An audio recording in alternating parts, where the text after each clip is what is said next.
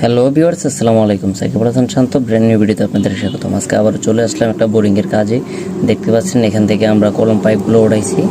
এই যে হচ্ছে আমাদের কলম পাইপগুলো। আর এখানে হচ্ছে দেখতে পাচ্ছেন যে অবস্থাটা, এখান থেকে যে দেখতে পাচ্ছেন হাত কি হয়ে যাচ্ছে। এটা অনেকদিন ইউজ করা হয়েছে, এটা বালি খেয়ে ফেলছে, এটা কাজ করলাম। আর যদি আমাদের সকেট এবং কি চেক বাল্বের কথাগুলো বলি আমি আপনাদেরকে, দেখতে পাচ্ছেন সকেট এবং কি চেক বাল্বগুলো এখান থেকেও সেম পজিশন, এগুলো ফুটো হয়ে গেছে, সেই কারণে পানি উঠতেছিল না। আজকে সকাল থেকে এটাকে কাজ করতেছি।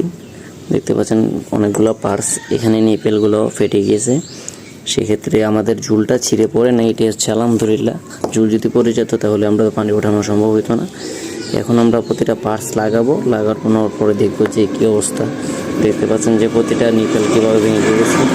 এখানে প্রতিটা পার্টস আমরা চেঞ্জ করব যেগুলো ছিল। তো এখন আমরা হচ্ছে প্লাস্টিক ইউজ করব। আগে এগুলো সব যে ফিটিং ছিল লোহার মালগুলা আমরা জানি যে খুব সহজে মরিচা পড়ে যায়। সেক্ষেত্রে হচ্ছে আজকে আমরা সব প্লাস্টিক মাল ইউজ করব। তারপর হচ্ছে ফিটিংস করার পর দেখবো যে কী অবস্থা, কী কন্ডিশন।